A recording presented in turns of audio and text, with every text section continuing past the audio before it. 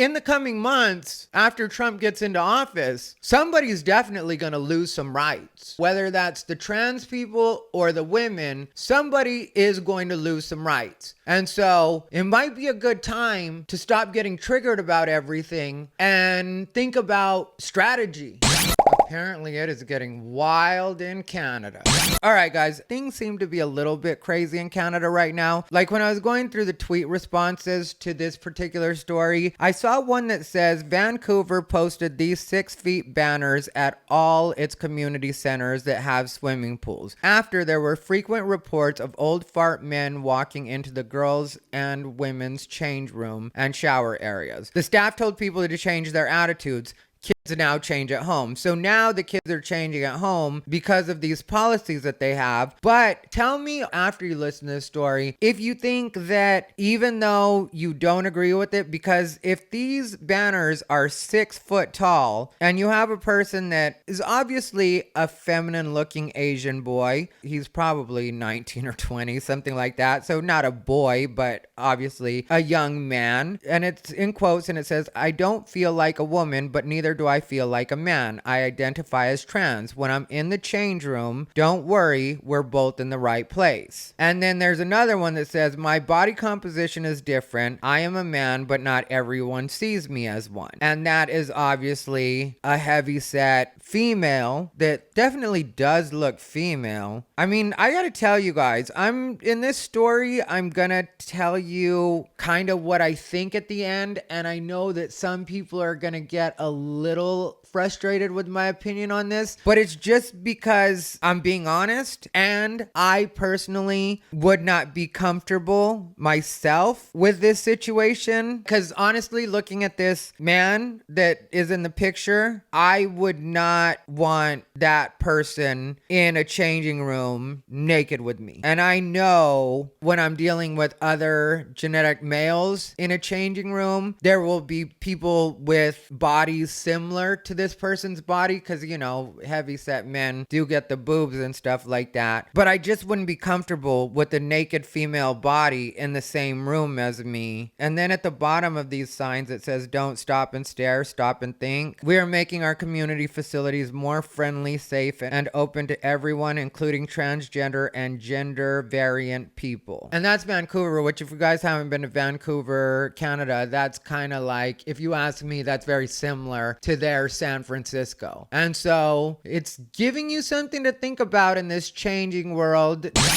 What's up, everybody? Ty Rivera here, the absolute best LGBTQ comedian in the world. All right, well, a friend of mine on X, the artist formerly known as Twitter, sent this to me last night. It's from Redux. If you're not familiar, it's a feminist website, but the headline to it is, "Canadian mother was told to be more inclusive after complaining about a male wearing a child's bikini while showering with young girls at her local pool." So here we go. The mother of a young girl in British Columbia, Canada, is speaking out after a man in a pink sparkly bikini adorned with sparkles, frills, and princess tiaras was found showering in the female changing room of her local public pool. After reporting the man's presence, she was told that the facility welcomes and celebrates diversity. Angie Terrell of Saanich, or Sanic, you can correct me in the comments. But Andrew Terrell of Sanic, BC, spoke to Redux about the distressing experience which occurred on July 5th of this year at Commonwealth Place. Terrell recounts she had brought her daughter, who was 10 at the time, and her daughter's friend, who was 11, for a play date at the pool where she watched them from the sidelines. After the girls were done, Terrell waited for them in the bathroom area of the female changing room. But what should have been a peaceful end to the fun-filled day quickly turned to panic after the young girls ran out of the shower room. Approaching Terrell, the two whispered, "There was a man in the shower with us." Terrified, Terrell instructed the girls to get changed out of their bathing suits inside of the nearby toilet stalls so that the man would not see them undress. Soon after, the man entered the bathroom area. Terrell witnessed a teenage girl with her top off immediately cover herself up and flee into a toilet stall upon spotting him. There were numerous women and children in the room, and Terrell noted they all instantly appeared to become uncomfortable and moved to hurriedly get ready and disperse. Terrell says the man, who was muscular and had a hairy chest and back, was wearing what appeared to be a pink childlike bikini, which was adorned with princess tiaras, sparkles, and frills. After the girls girls were finished changing, Terrell approached the reception desk to alert the staff that a male was in the female changing room. Terrell tells Redux that the staff were dismissive, even when she stated he's wearing a child's bikini, but he's definitely a man. Sounds like it might have been business as usual for them. Upset and concerned, Terrell attempted to contact higher-ups at the Commonwealth Pool via email she shared with Redux. Bree Dobler, the assistant manager of the facility, responded to Terrell in an email signed with she, her pronouns. Okay, I don't really know what that has to do with the story. I guess they're trying to let us know that they're woke. I guess maybe you needed that to have the amount of characters that you needed for this article, but I don't think that that's necessary to the story. I don't really care about that, but I mention it because sometimes with these people that write these articles, they're a little too, well, it's a feminist site, so they definitely have a spin, and sometimes it would be more helpful to just go on with your anyway. In her first reply, Dobler didn't appear to understand the problem and seemed to simply believe there was a concern about the man's bikini. While the District of Sanic welcomes and celebrates diversity, and we encourage visitors to our recreation facilities to use the restroom or change room with which they identify and where they feel most safe, all patrons are expected to respect the privacy and identity of others and wear appropriate attire for swimming as outlined in our code of conduct. You did the right thing by approaching staff with your concerns, and it is unfortunate that they did not take your concerns seriously and call the on-site supervisor to gain better understanding of the situation and follow up accordingly. I will be following up with our staffing teams in this regard, Dobler said, adding, should it assist with your comfort on your next visit, we do have the option of universal or single stall washrooms or change rooms for patrons concerned with their own modesty or want to maintain more privacy. Terrell replied incredulously, re-articulating her concern. I don't think it's right that a man's wish to feel more safe in women's only spaces should be deemed a higher priority than the legitimate physical and emotional need for women and girls to actually be safe. You say if we are concerned that we should use the universal change room, but why should all the women who the women's change facility is for have to leave to accommodate a man? Dobler's next email took on a distinctly sharper tone. Everyone's gender identity and expressions are valid.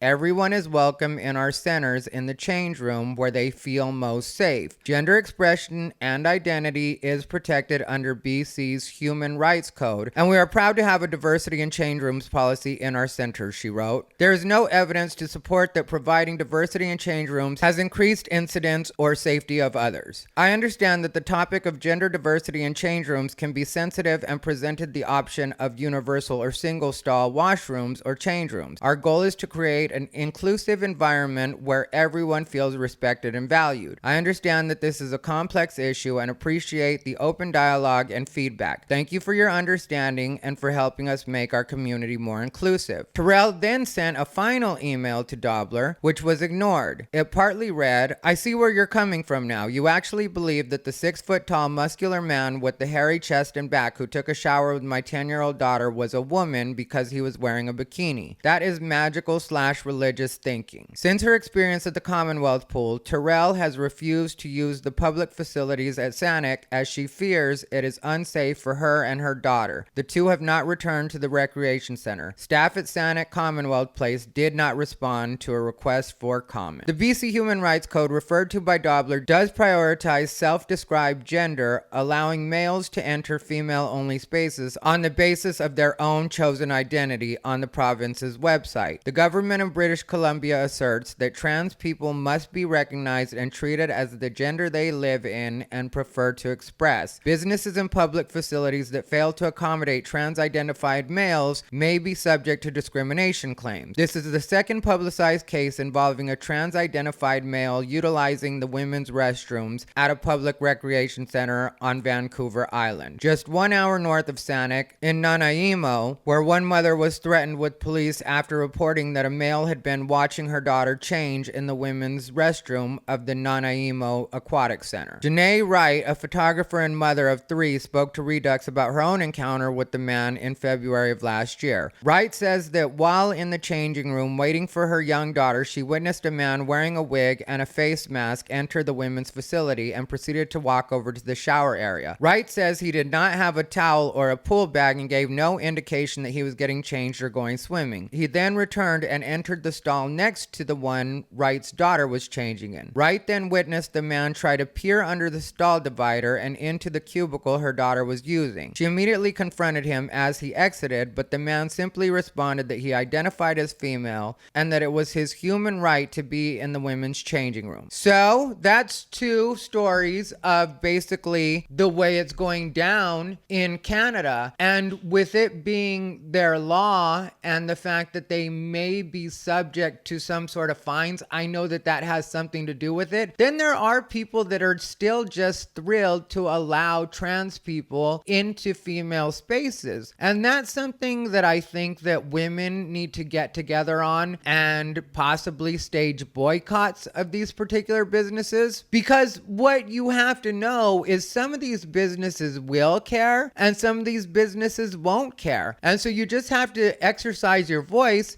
and see where they're at. Because in certain situations, things just aren't going to change. Like there was that story at Planet Fitness that happened not too long ago that I did a video on, where the woman saw the man, well, the trans-identified male in the women's locker room, and she decided to take a picture of him and show it to the staff, and then the staff put her out because you're not supposed to take pictures in the locker room. And Planet Fitness never changed their policy, and people threatened to boycott, and I guess did boycott. I know people were online saying that they were going to cancel their memberships, but at that point, what are you going to do other than decide whether or not you want to spend your money at that particular business? And if it's a chain, then possibly you can get together with other women and other families and see if other people will join you in their boycott. But that's something that people are going to have to seriously think about, because like I said, certain businesses are going to decide that that's just what they're going to allow. And so whether you like it or not is going to be irrelevant. And whether or not you have a particular view of what you think should be happening in a particular space. And yes, I do acknowledge that it's female spaces and male spaces. But if the company that has a right to do whatever they want with that property doesn't see it the same way you do, then it's kind of on you to find another place to work out. And I would love to tell you that you're going to be able to make them change, but if it's their business and they continue to make money with or without you, and there are people that either don't mind or don't notice the same things you notice, because sometimes, and I know some people are going to take this a particular way, but because sometimes people already have their idea, like let's say that it's a relatively passable trans woman, not the most passable, but relatively passable, and not conducting herself in a creep-like manner at all, just not the most feminine looking trans woman. And I bring this example up, and in my head I immediately thought of this attendant that we had at a particular 24-hour fitness I used to go to in LA. It was in the Valley, Ventura and Coldwater, I believe was where it was, if you're familiar with LA. And so there was this really menacing looking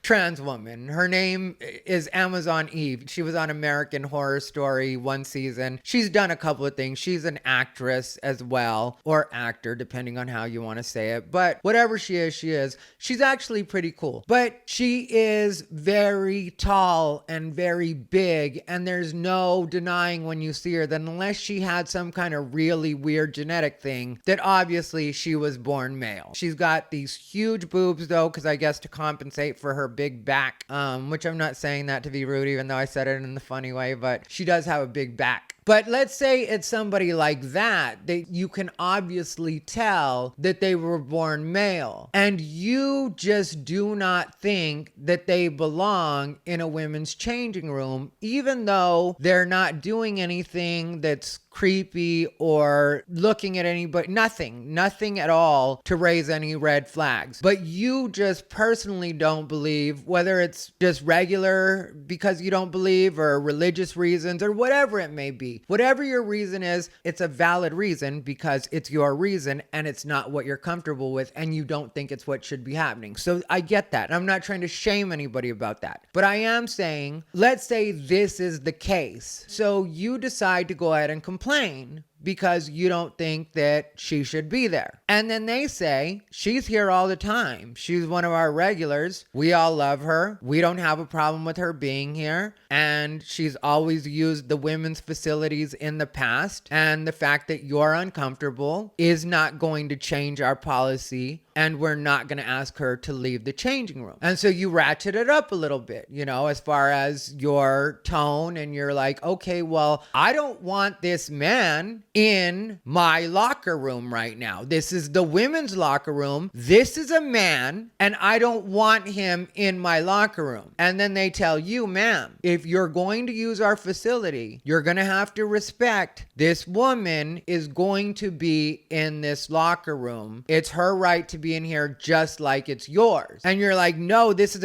ma'am, if you continue to call this woman a man, we're going to have to ask you to leave. We ask that every guest have the same respect for the other guest, regardless of how they present or how they express themselves. We respect diversity here. So you try to make it an even bigger deal. You go ahead and call the police. The police come and they're like, this is a private business. If that person isn't doing anything to you, it's your choice to either leave or you can be a guest here like everybody else. Well, then at that point, it's just kind of on you because you know that that's what that business is about. And whether you think it's right or wrong, that business does have a right to instate its own policies and you don't have to like it, just like you don't have to be there. And to me, that's the same as what I was saying with the gay couple that was trying to have their wedding catered by that restaurant in Washington, where I was like, well, then at that point, you just have to accept that they don't want to cater your wedding and move on. And so for me, in the true spirit of just letting everybody kind of live by the same rules, the same way that that lesbian couple could find another caterer, you can find another gym or another pool that will actually do things the way that you want them to, or already has policies in place that respect the way that you want things done. And it gets real sticky with some of these laws. So in some cases, like when it came to that business in New Jersey, there was nothing they could do about it because the law there says that they have to allow people in based on how they identify and respect the way that people identify. So more and more that's starting to happen. And I'm not saying it's right, but at the same time, I am saying that sometimes in order for these businesses to understand, especially the ones where it's policy and not law,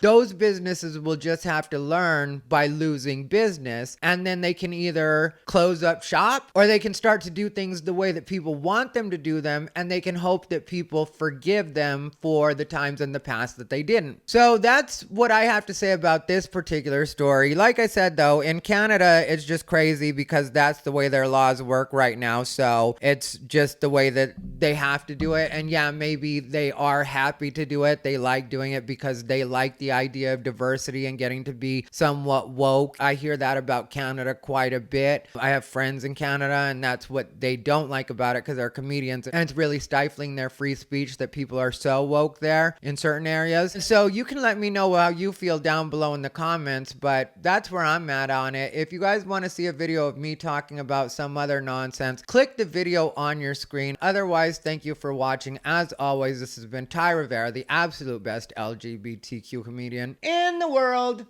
They bought into his bullshit.